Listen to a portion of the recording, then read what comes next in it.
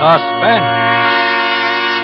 Tonight's Suspense brings you Mr. Richard Ney and Mr. Joseph Kearns as stars in a remarkable study in suspense, written by the distinguished contemporary English novelist Evelyn Waugh. But first, may we remind you that in America's smartest homes and clubs, where hospitality is the last word in luxury, the first name in wine is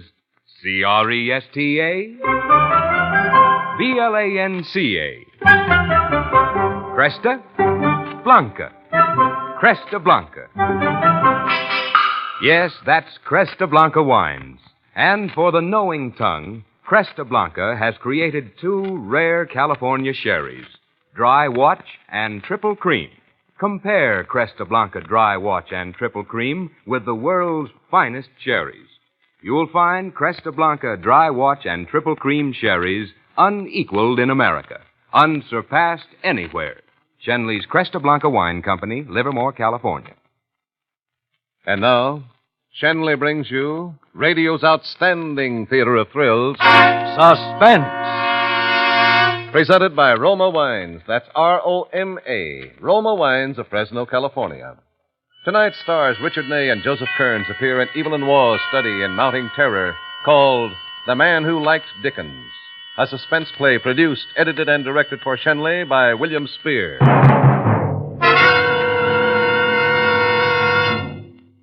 When Brenda and I broke up the marriage, it cheered the gossips and gave them something to talk about. I kept running into people who asked about Brenda, and I either bored them or they bored me. One of the rare moments when the human equation is perfectly balanced. So that when Dr. Messenger told me in a club one night he was going on an expedition into the Amazon to find a buried city called Demerara, I asked to go with him. I told nobody about it except my brother Mark.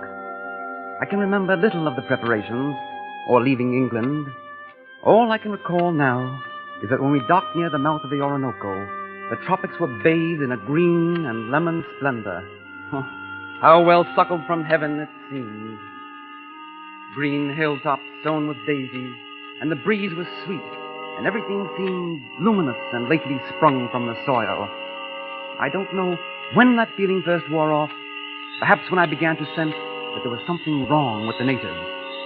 Dr. Messenger had hired them with the usual trinkets, and they seemed happy, but as the days wore on, you knew there was some deep reservation in their minds. We crossed the headwaters and started down to look for bigger streams, and they spoke to Dr. Messenger for the first time that night. They didn't want to go on. It wasn't their country, and they were frightened. Dr. Messenger shouted and screamed at them, and they quieted down. They quieted down and made no sound. Finally, they made no sound at all in the night. I knew what had happened before Dr. Messenger burst into my tent. Tony, wake up! I'm awake. Come outside. Something rotten has happened. I know already. The natives have gone. Bunch of rotters. They sneaked away like shadows. Did they leave the stuff? I guess. They took only their own things. They're honest. The only decent thing they could do. No, I mean, they're honest. They never intended to go on. To leave us this way, We don't need them, though. We'll find others. We'll do it handy, we will. We'll keep looking. Right's the word, Tony. We'll keep looking. And we'll keep talking, and we'll dodge what we both want to say. That we're alone in the jungle. Well, what if we are? We'll move on. With our maps, and we'll do it handy. It'll take a bit of poise, that's all. I suppose. Dr. Messenger, about the trip and everything ahead. Yes? Do you think we'll make it? Of course we've got to. It's that simple. We've got to. Thank you. You know, I don't think we will either.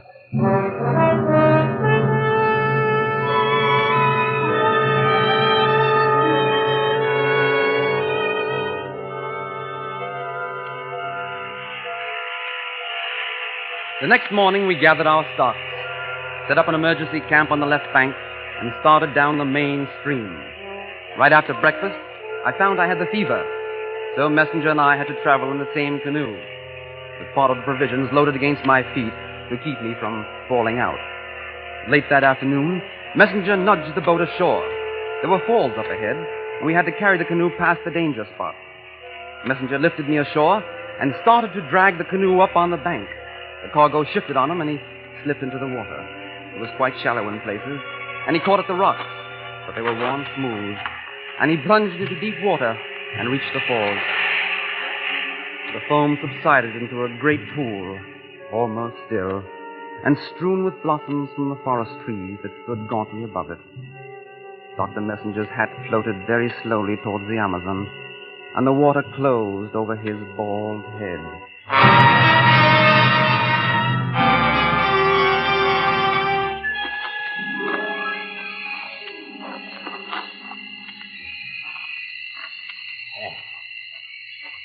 Well, hello. My name is Todd. Here, drink it. You'll only need a bit. Here, drink it now. I have the fever. I know, but you're getting rid of it. How can you tell? If you're alive, you're getting over it. If you're dead, you're not. Thank you. You're the first stranger I've seen for a very long time. And you're the first one I've seen for a very long time.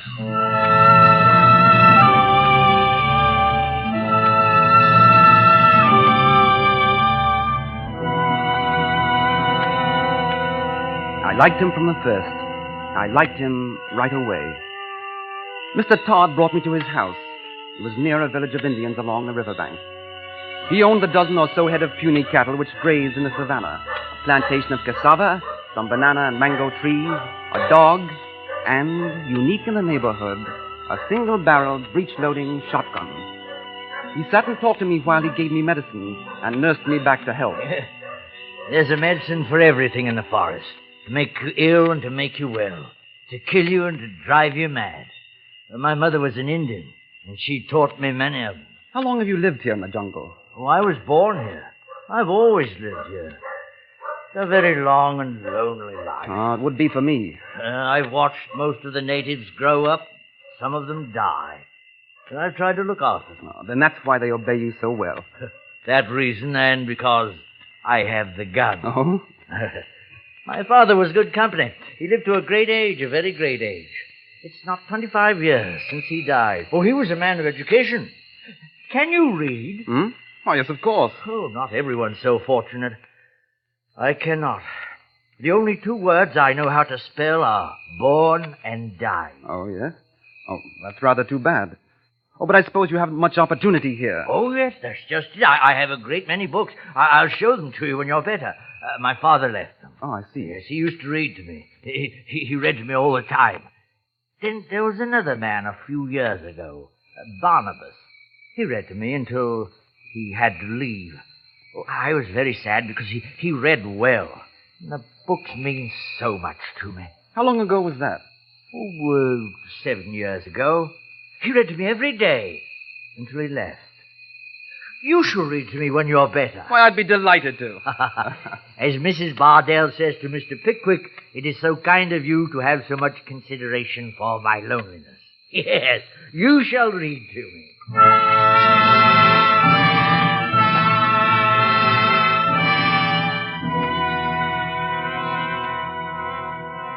Mr. Todd had a soft way of speaking, as if he had learned to talk under the sounds of the jungle. And now, as he went about his work in the village, he seemed happier than I'd seen him before, as if he were alive to some great expectation. I went on recuperating, and my first day out of bed, he took me walking into the jungle.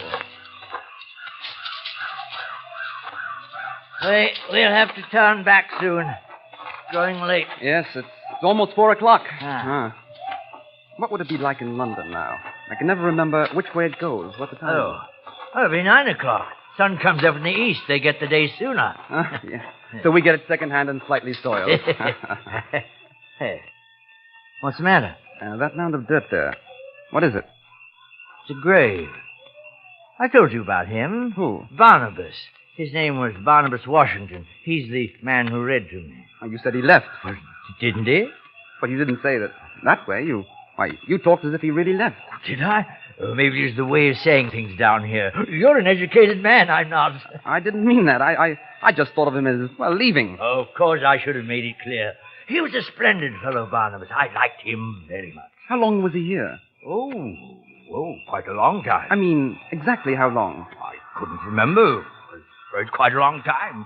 And he died here without getting home? Oh, yes, it seems sad. He was a splendid fellow. I'm sure he was missed. You know, you've given me an idea. Yes? I wonder if he doesn't need a marker. I think I'll build a small cross. 2 of them, I think. One to commemorate his leaving and the other your coming. Now, that seems very odd. Most things are that old men do. I'd like to begin now. Would you care to help? No, I'm going back. I feel tired. Oh, yes, of course. Oh, print it out for me, will you? Barnabas Washington and your name. I know how to print born and died. I'll do it later myself. Yes, now you want to rest. And tonight I think we could begin. Begin what? Your reading to me. You feel well enough now, don't you? Yes, I feel all right. Oh, good. Then we'll begin tonight.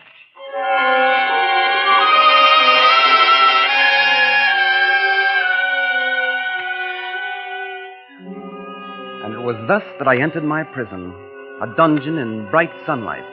No one could imagine it. A slave to the subtlest of all tyrannies, the imprisonment of another man's mind.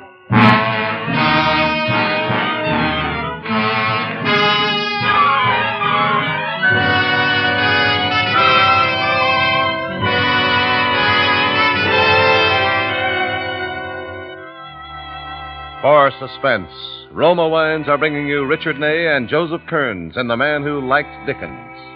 Roma Wines' presentation tonight in radio's outstanding theater of thrills, Suspense.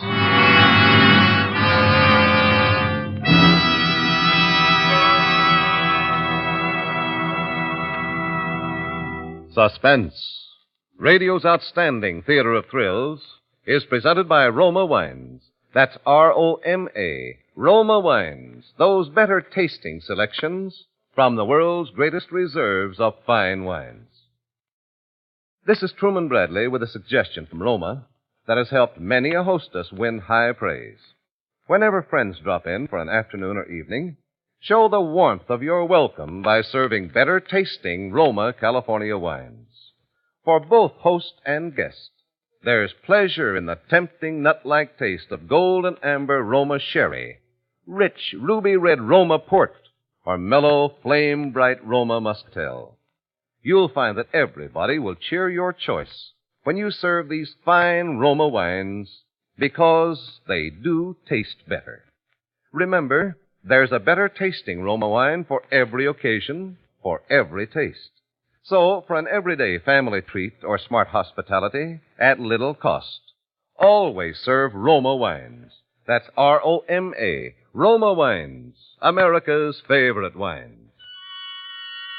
And now, Roma Wines bring back to our Hollywood soundstage Richard Ney as Anthony Last and Joseph Kearns as Mr. Todd in The Man Who Liked Dickens, a play well calculated to keep you in Suspense.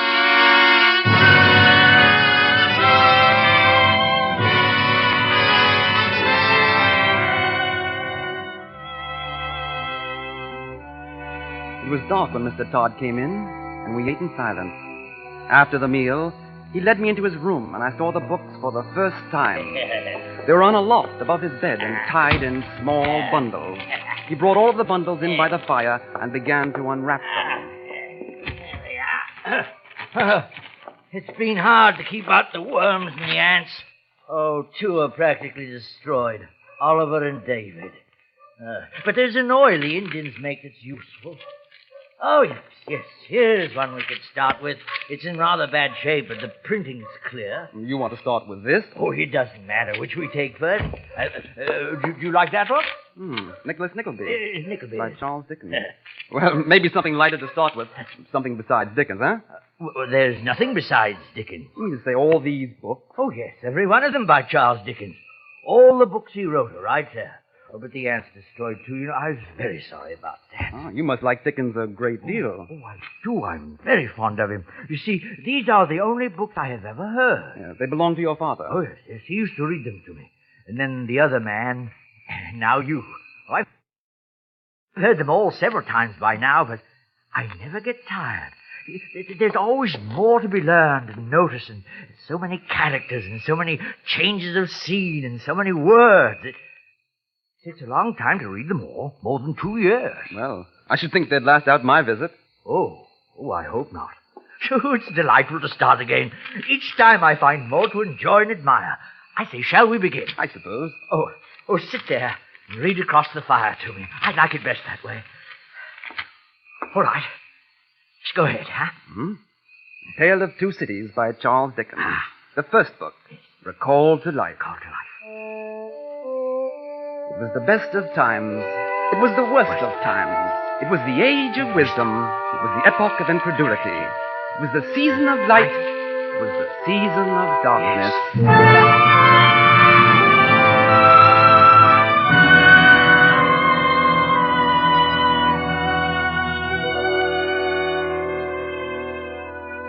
I found some pleasure in the reading for a while. It calmed me and gave me a feeling of being whole again. And the old man's delight was something to see. As I read, he followed the words soundlessly with his lips.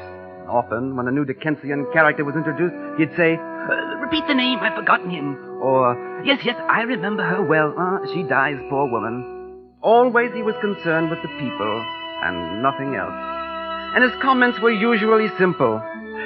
"I think that Dedlock is a very proud man." Or, "Mrs. Jellyby does not take enough care of her children." Almost daily now, I mentioned the subject of my departure and asked about canoes and reins and the possibility of finding guides. And one night, after I'd finished a chapter of Bleak House, I said, "Look, the time's come, Mr. Todd, when I've got to think about getting back. Well, I've imposed on you long enough now." Oh, none. Oh, I mean it. Now, how soon do you think I'll be able to get a boat? A boat? Yes, to leave. I appreciate all your kindness to me, more than I can say, Any but, kindness I may have shown is amply repaid by your reading of Dickens. Now, do not let us mention that subject again. I'm glad you enjoyed it. I have too, Mr. Todd, but I must be thinking of getting back now. Oh, yes. The other man was like that. He thought of it all the time, but he died before he got back. Mr. Todd, the other man, did he finish all the Dickens books? Finish them? Yes, the other man. Did he go through all of them? No, it's hard to remember. But I do recall The Tale of Two Cities 3 or 4 times. 3 or 4 times? You mean he went all through and came back? Why, you said it took 2 years each time. Well, maybe it was 3 times. I'm getting old. My memory's not so good. Mr. Todd, why did he stay? I don't know. Why did he stay all those years? Well, he never said. Forgive me, Mr. Todd, but I must press the point. When can I get a boat? There is no boat. Oh, the Indians can build one. You'll have to wait for the rain. How long will that be? Oh, a month, 2 months. Well, I must speak to them then. Yes, of course. Now, it's early. Do you think we could read some more tonight? Bleak House has always been a favorite of mine.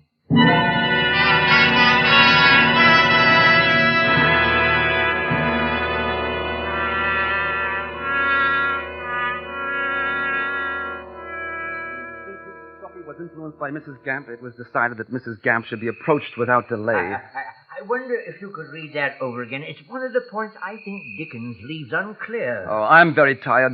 I wonder if we could wait. Oh, yes, of course. We'll take it up tomorrow. Listen. What is it? It's the rain. The rain's come, Mr. Todd. It always does. You know what it means? Why, it means I can make preparations to go now. Oh, I can talk to the natives about building a boat. Oh, that's impossible. Why? It's impossible. The Indians won't build a boat during rainy season. It's one of their superstitions. You might have told me. Didn't I mention it? I forgot. You know, you've forgotten a lot of things. Oh, well, I'm getting old. Not too old, Mr. Todd. You've remembered to evade me. How could I evade? But you have. And you've lied to me. You've lied to me systematically. Mr. Todd, you're holding me a prisoner. You're keeping me here against my will. But, my friend, I demand to be released. You're under no restraint. You can go when you like. You know very well I can't get away without your help. In that case, you'll have to humor an old man. Read to me another chapter. Todd, I swear by anything you like. When I get to Manhouse, I'll find someone to take my place. I'll pay a man to read to you. I've no need for another man. You read so well. Then I've read for the last time. I hope not.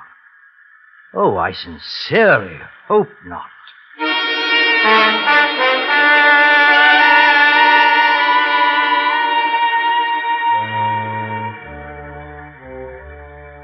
Well, that evening at supper, only one piece of dried meat was brought in, and Mr. Todd ate alone. Next day at noon, a single plate was put before Mr. Todd, but with it lay his gun, cocked on his knee as he ate. And I began reading of Martin Chuzzlewit. But it was different now, because I knew what lay ahead. And if I didn't then, I did after I found a scrawled note toward the back of the book. It was written with pencil in a rough hand. I, James Todd of Brazil, do swear to Barnabas Washington of Georgetown that if he finished this book, in fact, Martin Chuzzlewit, I will let him go back as soon as finished. And there followed a heavy pencil X, and after it, Mr. Todd made this mark signed Barnabas Washington. The note was signed January 1929, and Barnabas Washington died in 1940.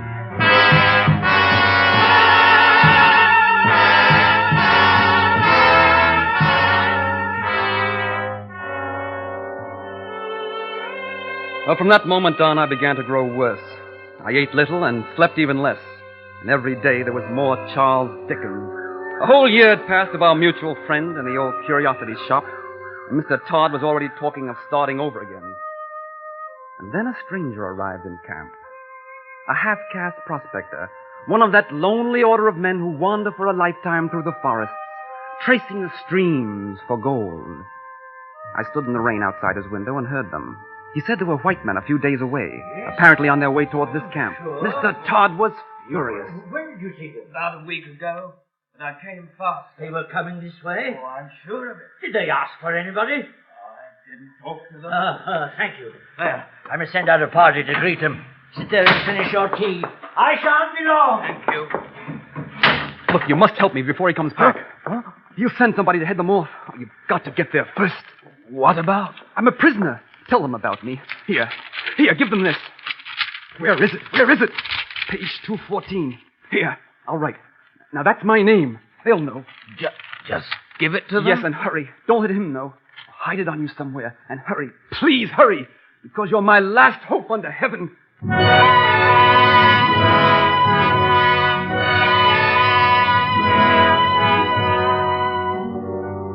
Well, Mr. Todd must have sensed that, too, because the next afternoon he told me that he expected I'd be leaving soon and invited me to a native feast.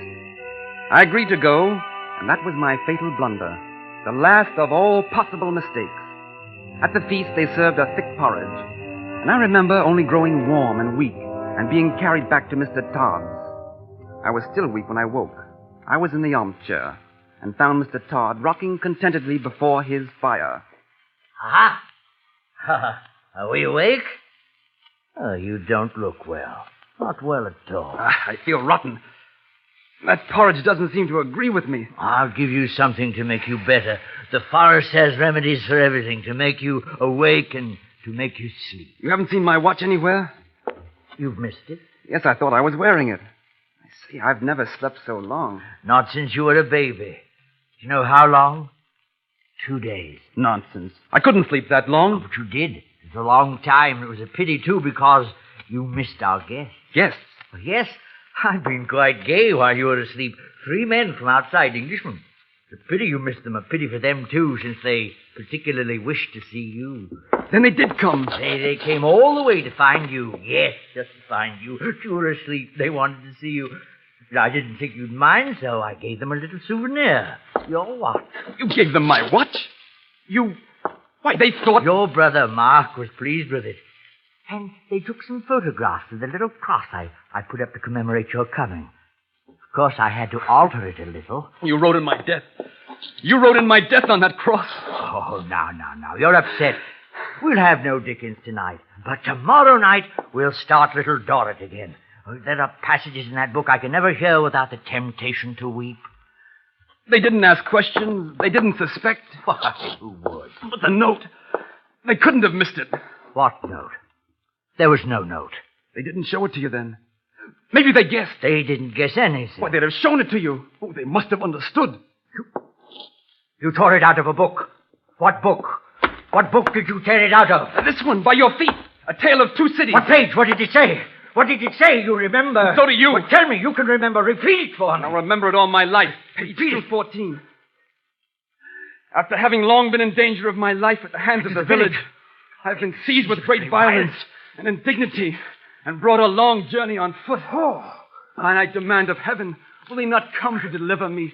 For the love of heaven, of justice, of generosity, I supplicate you to succor and release me. You didn't send them that. Now they'll know. They'll know what it means and they'll come back. There it is now. No. I'm here. I'm up here in the clearing. It's only one of the natives. Now they'll come back. Now Now take the book and all your books. No! Take them out of the fire. Martin, chisel them. No. My book. Nickel a bit. My book. No, don't. Be wretched. Not you, don't. No, don't burn my book. My beautiful. They're nearer. Up here.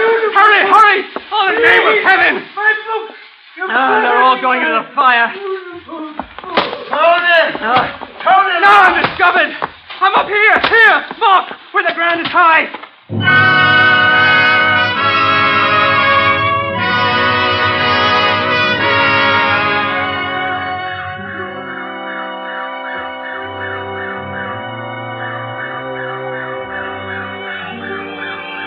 Well, we left the heart of the Amazon country that night. It was a night that was full of sound.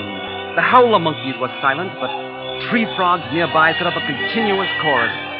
Birds were awake, calling and whistling, and far in the depths about them came the occasional rending and reverberation of dead wood falling among the trees. And under all of that, the sound of Mr. Todd. The sound of words coming out of his mouth. A mouth that had nothing left to it but trembling and quivering. The sound of Mr. Todd sitting before the fire watching the last of Charles Dickens burn and repeating from a broken memory, "It was the best of times. It was the worst of times. It was the age of wisdom. It was the age of foolishness. It was the epoch of belief. It was the epoch of incredulity. It was the season of light. It was the season of darkness. It was the spring of hope. It was the winter of despair."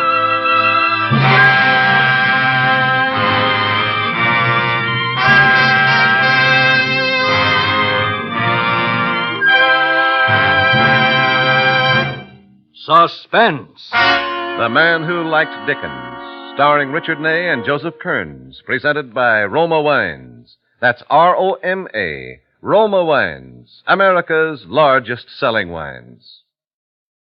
Well, next week is National Wine Week, and throughout California's famed grape-growing districts, gay festivals will celebrate nature's rich bounty and the grape treasure from which fine Roma California wines are created.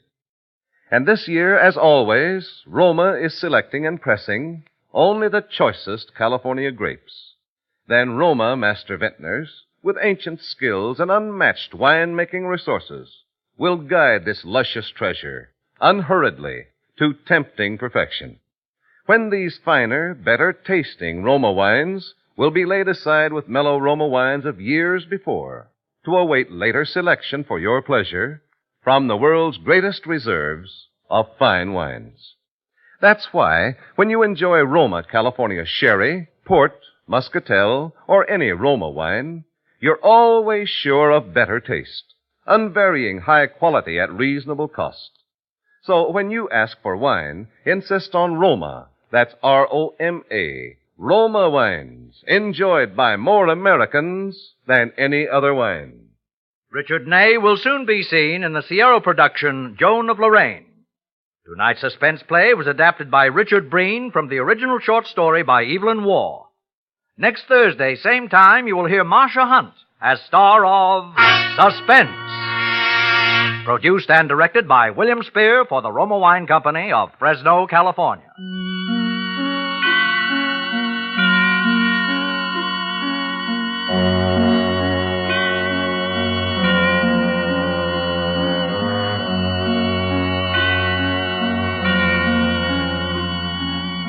In the coming weeks, Suspense will present such stars as Louis Jourdain, June Havoc, Dennis O'Keefe, and others. Make it a point to listen each Thursday to Suspense, radio's outstanding theater of thrills.